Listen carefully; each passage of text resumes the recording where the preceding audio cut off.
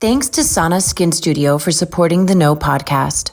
Sana is a skin studio that is shifting the relationship with your skin and your products through goal-driven facials, real guidance, and clean skincare. Stay tuned for our promo code so you can receive $25 off of your first facial at Sana Skin Studio. Welcome to the No podcast with me, Nikki Spo. Welcome back, everyone. You are listening to The Know with me, Nikki Spo, and today we are talking about relationships. Yup, marriage, but also partnership in general and how the Gottman Method, which I've implemented in my own life, can help your relationship. Today, we have Jaime Morgan on the show. Jaime Morgan is a certified life coach and a Gottman Method-trained relationship coach. Combining her academic and past personal experiences of her struggles with a failed marriage, Jaime has a huge passion for helping unfulfilled and divorced women and couples to thrive in their lives and relationships again through action-oriented coaching. Jaime is now married to the love of her life, and she lives in Canada, British Columbia with her husband and 2 sons. Jaime Morgan helps women to transition into the best chapter of their lives through gaining authentic confidence and letting go of their pasts. She also helps guide couples into their own version of easy love, where they can experience healthy communication, conflict resolution that can bring them closer together and that spark like when they first met. Yes, that sounds so good. We are going to talk about all of that today in this super helpful and informative episode. So get ready to take some notes and let's dive right in with Jaime Morgan. Well, Jaime Morgan, welcome to The Know with me, Nikki Spo. I'm really excited to have you on, and I'm really interested in your experience with the Gottman Method and how you've been able to apply that to your own life, but also help so many people in the process through this form of therapy. So let's start by having you explain a little bit about what the Gottman Method actually is. The Gottman Method, to sum it up, really focuses on resolving conflict, communication, and connection, kind of intimacy, right? And they have all of their tools that they've built over the years of longitudinal scientific studies of relationships, and it works. It's amazing. So the Gottmans are a married couple, right? They're a married couple, John and Julie Gottman. They're in Seattle, and they have been doing this for decades. And this is what intrigued me the most, was the science behind it, right? And they, like I had mentioned previously, these longitudinal studies that they did on actual couples who were married, and they would study them in their love lab in Seattle. And they would study the things that healthy couples do, like when their relationships are lasting. What are the things they're actually doing? What are the behaviors that they're sharing with each other that are leading to their relationships lasting, versus what are the things that they're not doing or doing that are causing the breakdown of the relationship? My husband and I have actually done Gottman therapy, and it's like, so I don't know if I told you this, but like right when we got married, I think somebody gifted me like the DVD set of the Gottmans, right? And I was like, I don't need this. I put it in the corner. I'm like, whatever, and then years of marriage go by and like kids, and I'm like, maybe we should try this out, right? So we had an opportunity to work with a Gottman therapist here in Miami who has been tremendously helpful, and we've learned a lot. And so like one of the things really 2 of the things that stood out to me the most were the 7 pillars of marriage that make that successful marriage work. And then also like the 4 horsemen, which is what can really take a marriage or a partnership down. So let's start with the positive. Let's kind of go over what the 7 pillars of marriage are. And these are something like, for your listeners, you're going to hear them and it's going to resonate. They're things that like it makes sense, right? So the first one is, they call it sharing love maps or love mapping. And it's just really knowing your partner's inner world, understanding what really matters to them, what their dreams are, what their goals are, and learning and continuing that throughout our relationship, right? So sharing those love maps. The second one is nurturing the fondness and admiration. So that's like the friendship and the connection and coming to the relationship in a really positive mindset and positive way so that you can turn towards each other. And so to me, that's like, it's a term that Gottmans use a lot, is turning towards, but it's self-explanatory. If you can imagine yourself and your partner and you are maybe having a tense conversation, if you lean in and hold your partner's hand, that is one small example of turning towards, right? So it's sort of those small gestures that can lead to huge impact in our relationship. Absolutely. Absolutely. The third one is turning towards. So it's again with that fondness and admiration, the turning towards, it's doing that and recognizing it daily, not just to build that fondness and admiration, but to realize how impactful it can be when you're having conflict, when you're having an argument, because we all create these negative habits in our relationship. It's human nature. We go down that path. And so making sure with intention that we are not, essentially turning our backs, even if it's energetically, on our partner. I mean, that seems like it's really heavy, right? Like it takes a lot of intention. It's a choice. Like you hear all the time in like relationships and all the memes that are out there and all like the self-help stuff that love is a choice, right? Like, and love is an action and it's a choice that you have to make every day. Like marriage is hard. Like marriage is very hard. Like being with the same person all the time and like going through the ebbs and flows of life and the personal growth and the personal changes and career changes and kids and everything, that's not easy to do. So, I mean, I think in a perfect world, in a vacuum, we want to think that it's easy to do because, like we grew up believing this fairy tale that like all you need is love, right? And like to an extent, okay, yes, sure. Like all you need is love, right? We in a perfect world, we want to come to every situation with a mindset of love. But the reality is that like we have everyday elements at play here. And love has to be a choice, like a daily choice. And the actions that are associated with love have to be a daily choice, even when you don't feel like it. I think even more so, right? Like when you don't feel like I'm not the expert, you're the expert, but it is a choice. And I think we have to become really intentional about it. I think we have to realize that there's so many things, unfortunately, working against us in our society, in our busy, busy lives, kids. Like they're beautiful things, but it can naturally lead to us getting more and more distant, right? So when we learn the tools so that we know what to do to come into it intentionally and to start being very conscious of our own behaviors, because that's the only person we can really truly change is ourselves, right? That's where we can take some ownership and prevent the breakdown that leads to divorce. And it reminds me, my parents have inspired me over the years. They're gone now, but they were married 64 years. We had an unbelievable marriage that in many ways was just a beautiful serendipity. But what I learned from them, and I coined this term, easy love. And to me, it's not that it's easy. It's not easy. I have a lot of people go, what do you mean easy love? It's not easy. It's not. But I want to give you the tools. And I believe that a lot of these tools through Gottman are what can create a love that feels more easy. So I hosted someone, her name is Susie Moore, on the show a while ago, and her book is called Let It Be Easy. So I love this concept of like letting life be easy for you. Like, taking the shortcut is sometimes the long route. When we try to take the shortcuts in life, that winds up taking us much longer than if we just did the hard work like from the beginning. It's so like somebody told me that, I feel like I'm messing it up, but it's like the hard work is actually the shortcut. And don't we wish that we could have learned that when we were 20 or 25 and just getting into relationships? But and that's how I've gotten to this point in my life and being so passionate about relationships and personal growth, because I really do feel that it's the work we do in ourselves that is the greatest work we can do in our relationship. And if I had, I've learned these things along the way, through the trials and errors. And I guess that's part of like my mission, is to share it so that hopefully at least one or two people out there doesn't have to go through it the hard way, and they can start taking action now. I love that. So let's keep on this trajectory of easy love through these 7 pillars of marriage. So just to recap, for now, we have number 1 is sharing the love maps. Number 2 is fondness and admiration. And number 3 you just covered was turning towards each other. What is the next pillar of the 7 pillars of marriage? It's letting your partner influence you. Right? Wow. So accepting influence. And that was one, when I first heard it, it was like my head exploded a little bit, because I was like, because I don't know if you are as stubborn as I am, but I'm most stubborn. Right? And especially with our partners. I mean, it's sad. Yeah. It's true that probably more so with my partner than anybody else. Exactly.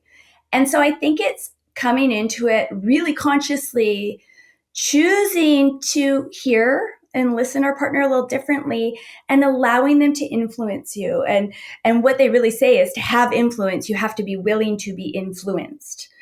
And so it's really, it can shift your mindset when you go into it intentionally that way. I'm having like a moment because a couple weeks ago I ran an episode that it was a solo episode. I don't do them. I host more guests than I do solo episodes, but it was a solo episode in which I discussed the name of it was Who's Influencing You?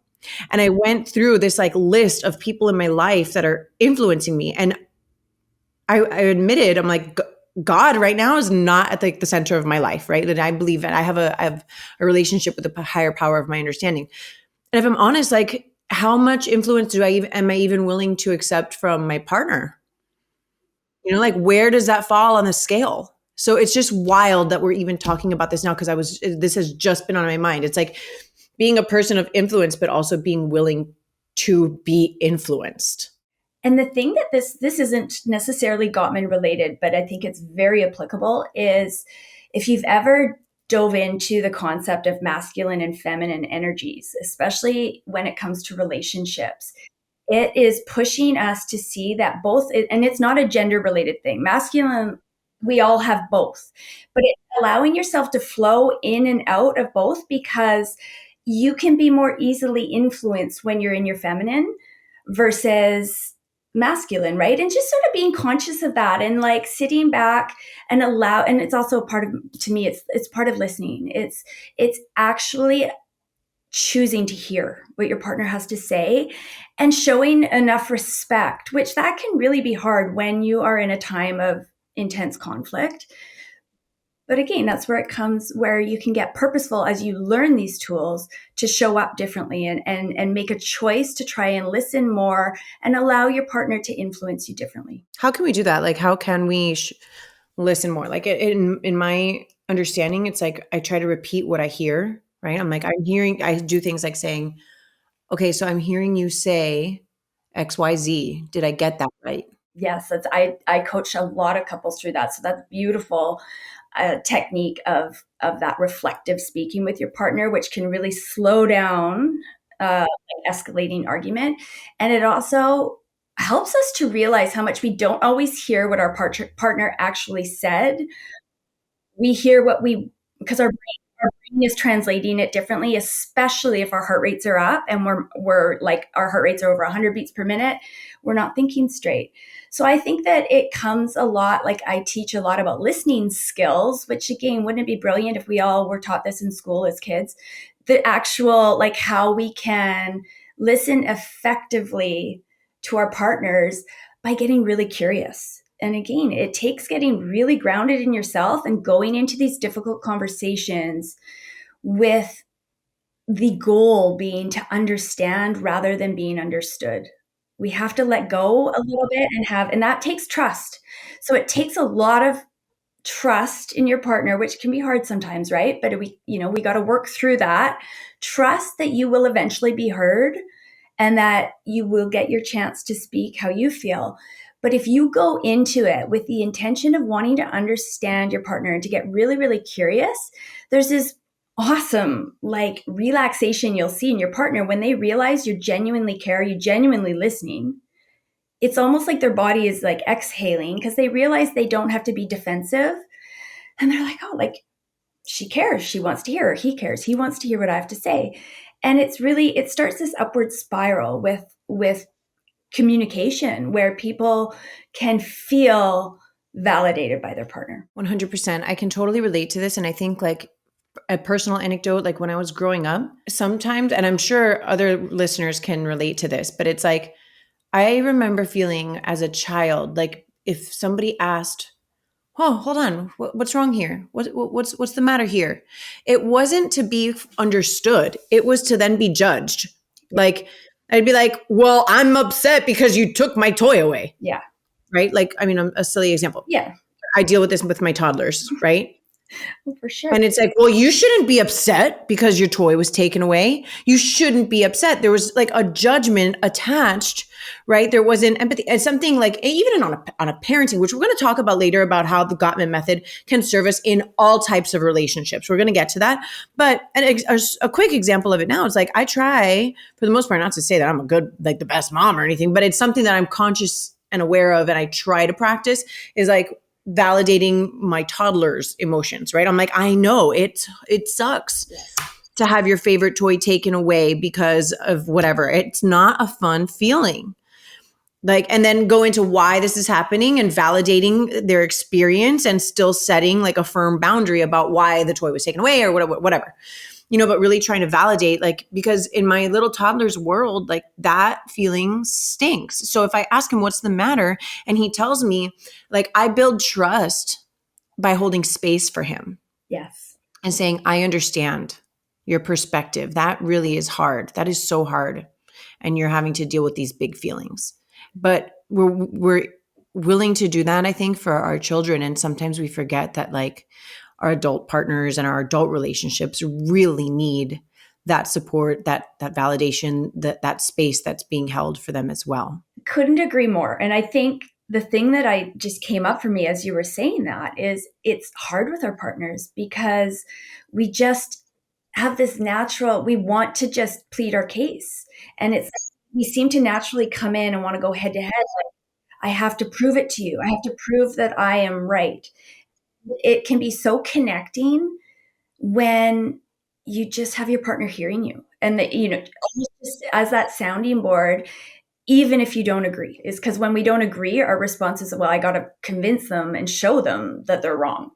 And when we can let go of that agenda, then you see a massive shift happen. Okay. So we just covered accepting influence. We have 5, 6, and 7. What's up? The next ones are about the type of fights that we have, right? So it's solving your solvable problems and overcoming gridlock. So the two kinds of conflict that we have are solvable and perpetual.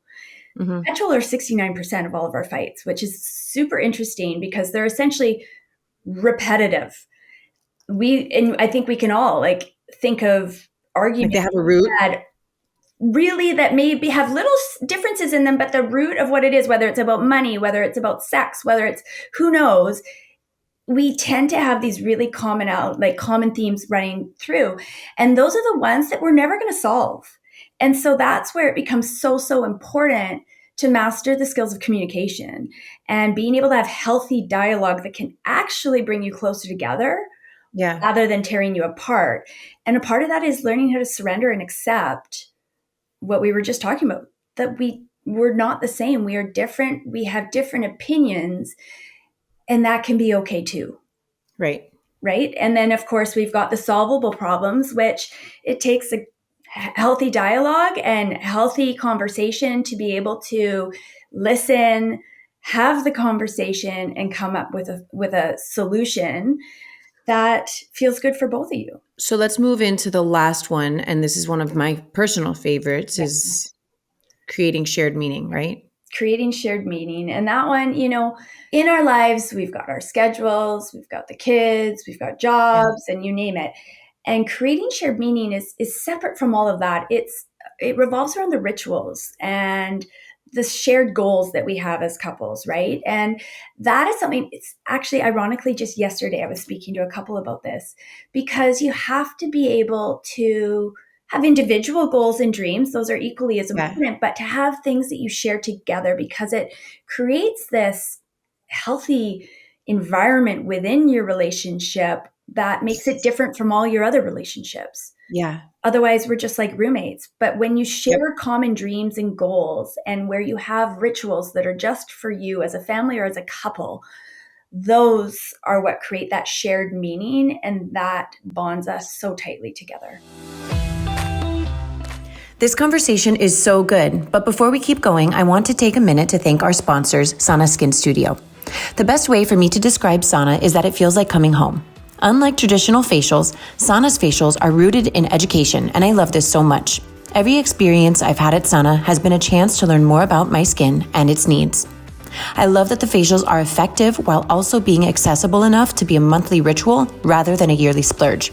I'm honored to be able to provide our audience with a promo code.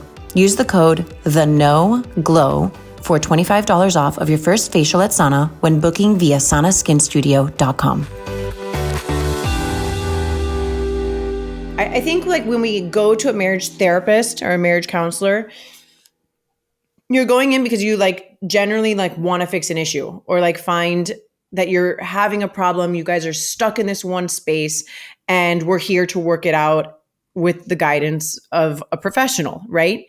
I think it's beautiful. I think it's beautiful when couples are able to do that. And I'm so happy to see more and more couples just like taking ownership and stepping into that space where they're like, okay, I want this to work with my partner. Like I want this to work with my partner. We don't have the tools for whatever reasons. We weren't taught them. We weren't demonstrated them when we were growing up, whatever. So we're here to go get the tools. One of the things that I find that I face a lot is dealing with the concept of the four horsemen, right?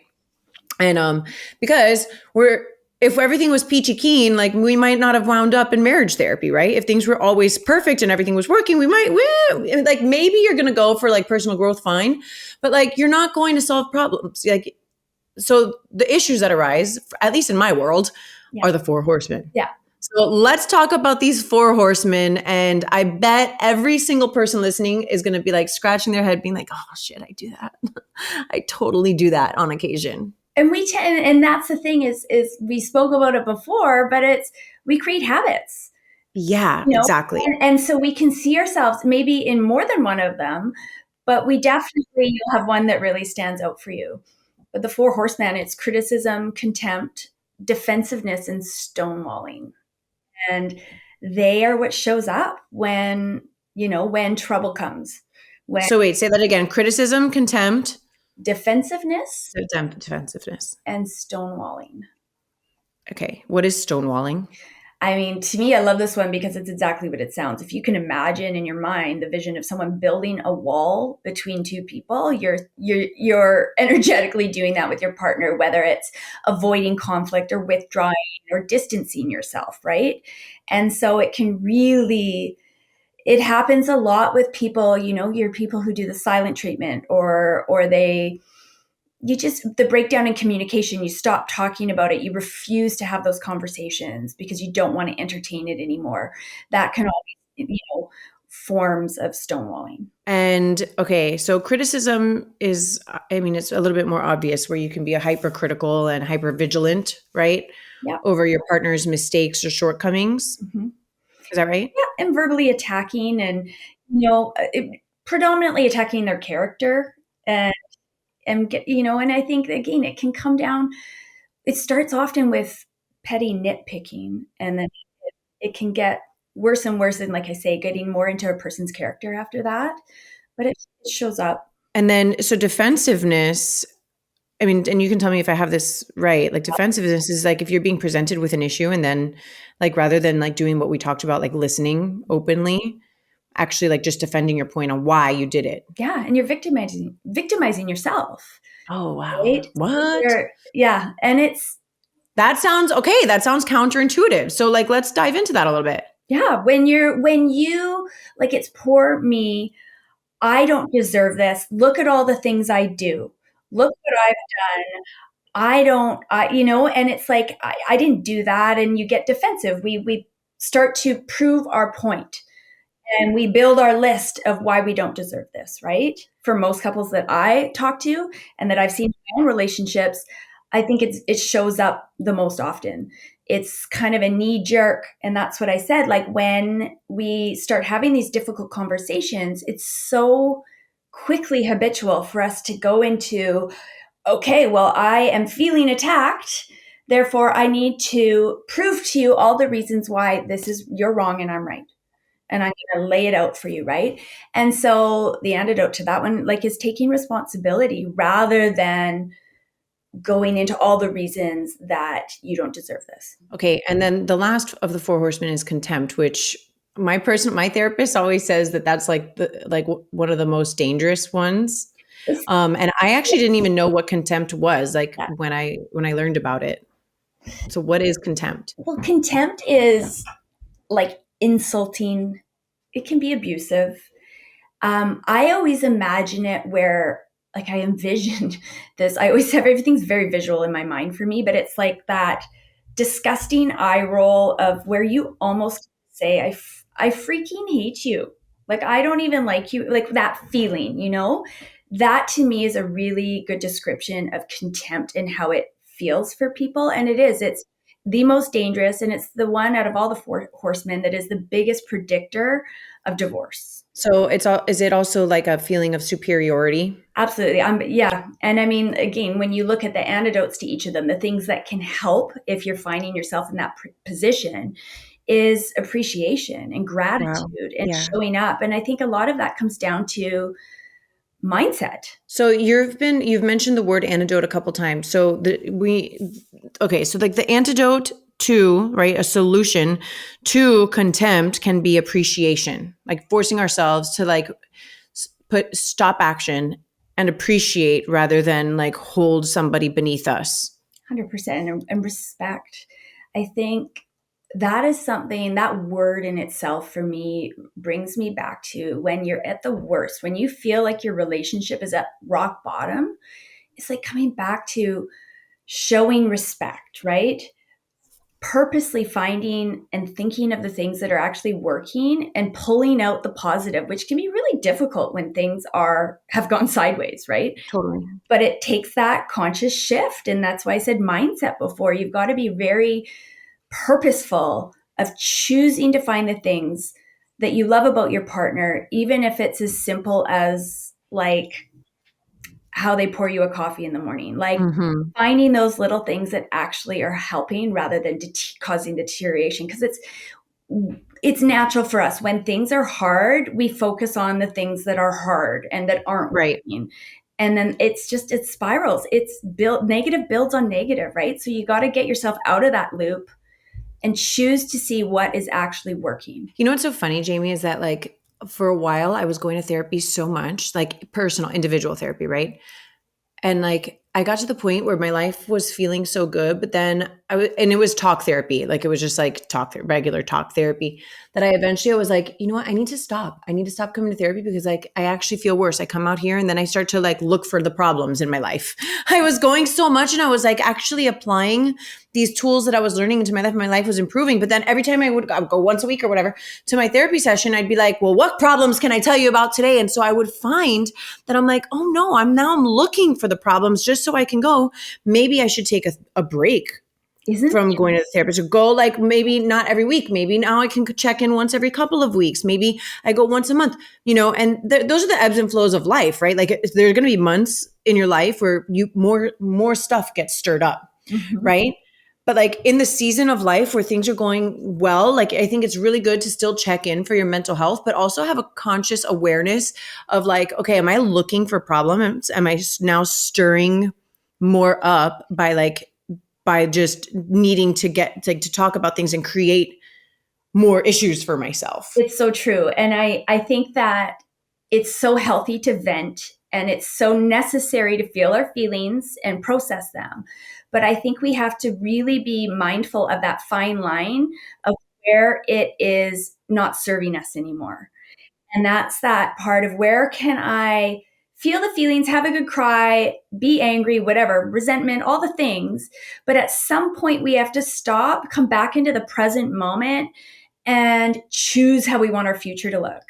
And I think that is a really good example of that negative breeding on negative. And it's kind of also reminded me of a little bit of it's not about positive or negative, good or bad, but the difference between coaching and therapy, right? And I am a coach and I really believe in taking where you are right now, whether it be in your relationship or your personal growth. Where are you right now? And where do you want to be? And then I fill in the gaps of taking action steps moving forward so that you can actually reach whatever that dream or goal is. And typically, and this is a really textbook definition, but therapy, counseling tends to look at where you are right now and let's figure out how you got here. And that serves such a huge purpose. And that's what I mean. Like it's so important to talk, vent, get it out, feel those feelings. But I think it's knowing that fine line like you did. You had that moment where you were like, whoa, I think this isn't helping me anymore because I'm focusing so much on what's going wrong. So it's sort of having that healthy combination of both, I guess, right? Where you can come back into that moment now and choose moving ahead rather than continually focusing on what's going wrong or what went wrong in your past. In my earlier days of doing therapy, I was like, why am I the way I am? Right? Like, why do I do this? Like, so I had to go back into my past and like uncover some really difficult things that I encountered as a little girl, and I had to heal those wounds. That was necessary for me. I had to heal those wounds, right? Okay, but now, and I still to this day, I'm like, okay, good. I healed those wounds, but now what? Now what do I do? Yeah. And I think that's what you're saying about coaching is like somebody who's giving you like tangible tools of, okay, like what's next? Like this is an action step you can take rather than an uncovering process of what has gone on before. But like, here are the action steps you can take. Okay, this happens in your life. This is how you can address it. You see? And then we get to practice it. We get to put it into a practice and like see almost through trial and error of like how those tools can benefit us in our lives moving forward. Exactly. And I think that is a huge part of when I got into coaching. I think we all do our own individual style of how we work, right? And I really took what I felt was missing in the therapy I'd had. It had its purpose. It was amazing. But I always left going, but what do I do? I wanted an answer. And I'm not saying that I give people answers and tell them exactly what to do, but I give them the tools to heal themselves and help them move forward, reaching their goals through taking actionable steps. And that was because exactly it came from leaving therapy sessions and we talked about it all, but now what? What do I do? How do I change it? Like we know why it is, but how do I get out of it? Right.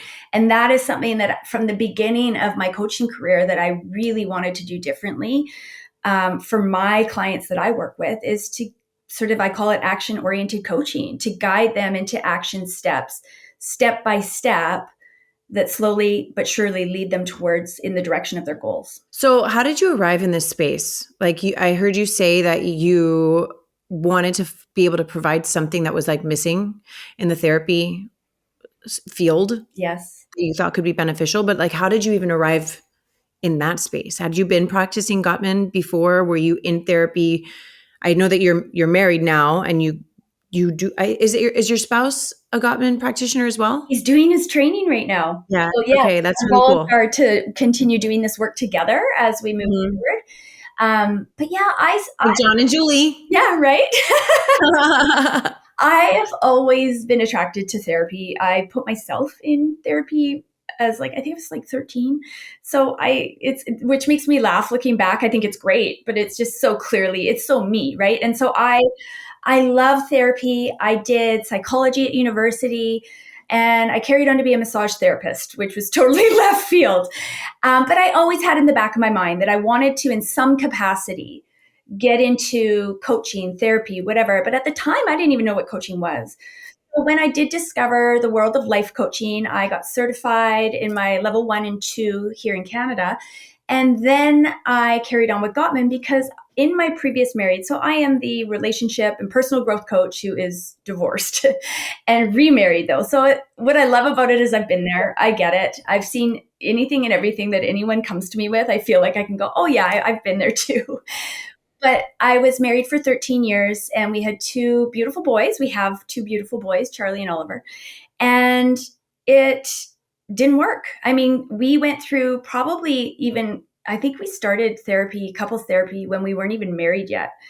And our therapist just so happened to be Gottman trained. So I was immediately attracted to it. And I mean, the reality in my world is I do 100%. And I actually believe that my ex-husband would agree that the Gottman method helped us tremendously. And we learned so much and we did heal so much and continue on that path for 13 years of marriage. Unfortunately, he had a really scary cancer diagnosis when about a year and a half before we split. And it just, anybody who's been through cancer, it doesn't only affect the person who has cancer, it affects the family. And it was stressful, but to be honest, I did not see it coming. I felt, if anything, I felt like it was bringing us closer together. Long story short, after a year and a half of his cancer, he very abruptly sort of ended our marriage. Not sort of, he ended our marriage, but it was very shocking to me. And so it was a really like rock bottom time in my life. And I guess, we had talked, you and I, previously just about Gottman Method and this idea that what do you think? Do you think it didn't work? I do think it worked. I think that the end of our marriage was related to outside factors and him really coming to terms with his cancer and his health and his life. And I can't judge that because obviously it was painful for me. I'm not in his shoes, and I have to honor the choices he feels he needed to make to be able to live his life as authentically as he can. That's much easier to say now that it's been 4.5 years, right? That's hard at first. Right. But Well, I mean, there's so many things at play here, like yeah, the way that affects your self-worth, the effort that you've done, like what you've put into the marriage up until that point. But I think I mean, objectively, and again, I am not the expert, I am not the professional, but from the outside perspective of just being a person, it's a huge testament to how much you loved each other that you're able to show him the grace to make that decision without so much hatred in your heart or resentment. Resentment, I mean, is poison for our bodies. yes. And again, like I'm sure at the time you might have had that resentment and anger and all this stuff, bottling up as a reaction to that reality. But I just think it's a beautiful testament to your ability to love and perhaps forgive. Yes. For you to be able to like move through that space and take everything that you've learned as a trained professional and apply it to your own growth and healing. Thank you. And I like, don't get me wrong, I went through every emotion possible. The first and I can imagine. primary emotion was just complete devastation. Yeah. But this is something that very quickly after became like almost a mantra for me was, if I'm not okay, my kids aren't okay. Amen to that. I understand it. That was honestly what got me through the most difficult times was and not in a fake way, not in a false. I get it. Like toxic positivity, like Not like put a that. bumper sticker on, be positive. No. I get it. But in the sense of, I'm going to use this to and learn and grow from it. And I think that's so important in all the negative things that we experience in our lives, because we're all going to experience hard things on different levels, right? And it's, what can I learn from this? And the biggest thing I did is, I've got to dive in. I've got to, like, what is in me that needs to be healed to be able to do this the right way? And it just showed up over and over. If I'm not okay, my kids aren't okay. And part of that, actually, it was my therapist. She said to me, and he just, because of course, my biggest worry was my kids. How this is going to screw them up, and how are they going to be functional, normal humans after all this and whatever.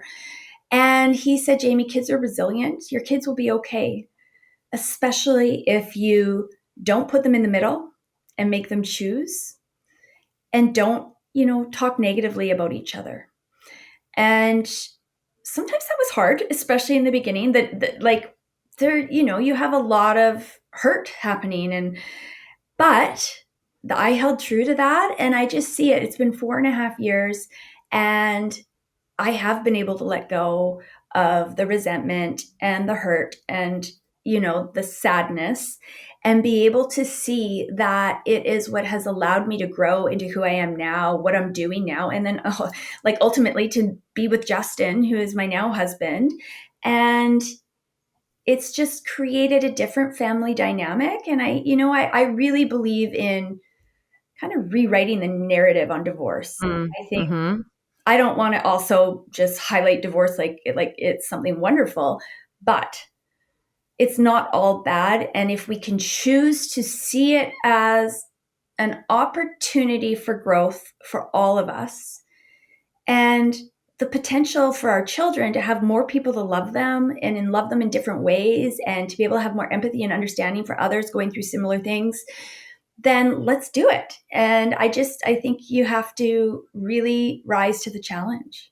That's really beautiful. That's really beautiful, Jamie. I have a friend and also a former guest. Her name is Michelle Dempsey Multack. She wrote the book called Moms Moving On. Yeah. And something that she spoke about on the episode was like putting your kids in the center of the decisions, not in the middle, right? Like not making them putting them in the middle where they're having to be in the middle of two parents, but actually both parents putting them in the center of their decision making. And I thought that was really insightful, that slight differentiation between the middle and the center, right? That they are actually what we're doing this for. And she also says, like, I mean, she's targeted towards women. Like that's her whole thing is moms moving on. It's not dads moving on. So she speaks like from the perspective of the woman because she is a woman who did it. But her thing is like, your kid doesn't need a married mommy. Your kid needs a happy mommy. The same thing for your kid doesn't need a married daddy. Like your child needs a happy daddy who can take care of the child. And so your children really need two individual caretakers who are, or one, if that's what the circumstance is, who are at peace with themselves, happy, whole, learning, growing, so that they can be in the best position to care for their offspring. Yes, totally. And I really wanted to show my kids is that it's okay. It's okay to cry. It's okay to be sad.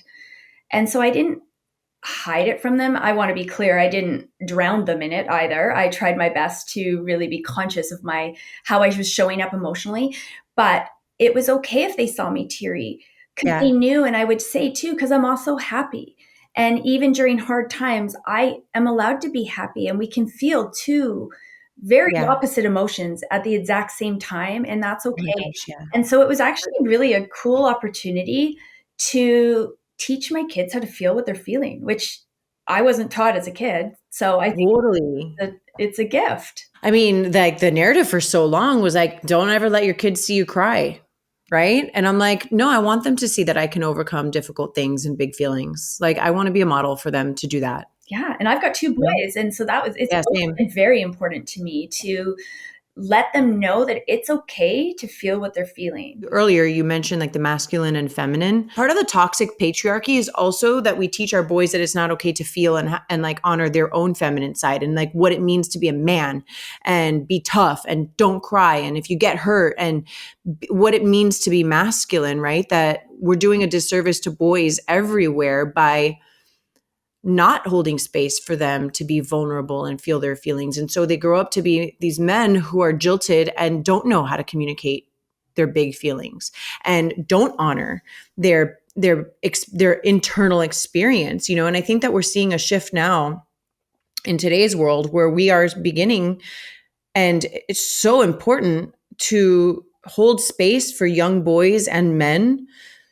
to have that feminine side of them and to honor their inner world and their inner experiences so that they can be that, right? Like they can go into the world and be like more happy and whole and fulfilled. Exactly. My husband, actually, he's a high school teacher and he teaches sociology and psychology. And this is a huge topic and I think it's beautiful to have a man teaching men, like young men and women in grade 12, Right. 11 in school about this kind of stuff. And he's had more boys and girls, but on the topic of like this man up kind of thing in our society, come to him with such appreciation for acknowledging. And it was almost like he gave them permission 100%. To feel and to have those emotions with an understanding very like in a really full way that doesn't matter. It doesn't make you, I don't want to say all the negative names that come up in our culture, but it's like you can be called all the negative names, especially in high school with kids, right? Right. And soft. Like that's a gentle word compared to like some of the other bad words that we can call people, but soft, right? Like, because boys aren't supposed to be soft. And isn't this interesting? Because I love how this ties into relationship work, because this to me is a huge part of what causes such a disconnect in the couples and in my own relationships that I've seen. It's that, like I say, we were never taught how to communicate, but especially, and I don't want to stereotype, but I think it's relatable, especially boys. Women are naturally, it's just it's just human nature. We're born a little bit more with abilities to communicate. No, we're taught to also, Right? like we're taught like from birth. And men, you do. Right. It's action, action, action. And so with couples, it's like there's no shame in admitting that you don't know how to do this. And that was something huge to me. It's like to be able to sit and go, I feel like I suck at this. Like, Yeah. and it's the reality is sometimes we all do. But Yeah. when you can learn these really seemingly simplistic tools, they're simple in like when you see them on paper, putting them into action, you realize that it is a little more complex because we got emotions and everything tied into that. But realizing that if we have tools to help us learn and we make it a choice to learn how to do it differently, just like you would go take a course, I don't know, go to cooking school to learn how to cook, learn how to communicate with your partner and make it so that your relationship can not only last a lifetime, but that it can feel good. And coming back to that, like letting it be easy and like that easy love that you were talking about and that you've coined this term. And so I work a program of recovery, and something that I hear all the time in the meetings that I go to is that this is an easy program for complicated people. Yes. Like this is an easy solution for complicated individuals. Like we are very complicated. The solution can sometimes be very simple and very straightforward. But our inner worlds, our inner working, like the things we've experienced, those are the complicated things that we have to push through to like get to that space of ease and grace and ultimately like of joy and really enjoyment. Exactly. I mean, when I ask my clients at the end, of our time together, what was the most effective thing? What was the thing that you will take with you for life? And majority of them are like, oh, it's the daily check-in, or it's the Gottman calls it the weekly check-in. I have changed it to the daily check-in because I do believe that most clients that come to see me are in a bit of a more intense space within their relationship, and it needs to be daily. But it feels so forced, and it might feel hard in that way, but at the same time, it is so simple. It's like just you schedule in anything else in your life, your kids' soccer games, your doctor's appointments, whatever, schedule in a 5-minute conversation. It doesn't have to take an hour. 5 minutes a day, schedule it in with your partner where you sit down, eliminate distractions, and you talk about your relationship, what's working and what's not working in a safe space. So you go into it intentionally. We're not here to fight. We're here to listen to each other. Each have a chance to speak. And you can imagine if you did that every day, nothing builds. It eliminates so much opportunity for these big explosions because you're talking about stuff all the time. And you're also practicing communicating. So you're practicing these skills over and over again. The better you get, right? It's like the more you practice it, the better you're going to get. Right. And it's so simple, right? Like none of that on paper is hard. Well, Jaime, thank you so much for taking the time to chat with us today. I feel like we just gave our listeners like a world of knowledge to go off of. I hope that everybody took notes because I feel like everything that we covered from the beginning, from the 7 pillars of marriage to the 4 horsemen to like creating ease in your relationships and your lives. I mean, all of the topics that we've covered today have just been super powerful and I think can be really helpful. And I think, Jaime, if we helped one person today, then we did our job, yeah? I agree. Thank you so much for having me. So where can people find you? I am at the Jaime Morgan on Instagram, Jaime Morgan Coaching on Facebook. And if you want to join me in my free Facebook group, The Abundant Life, you'll get a really good idea of what I'm about, what I do, and you can always reach me through there. Amazing. Thank you so much, Jaime. Thank you for having me. This podcast was brought to you by Sana Skin Studio. Be sure to use my code, TheNoGlow, for $25 off of your first facial at Sana when booking via sanaskinstudio.com. More than a skin studio, Sana is a movement towards healthier skin and self-love.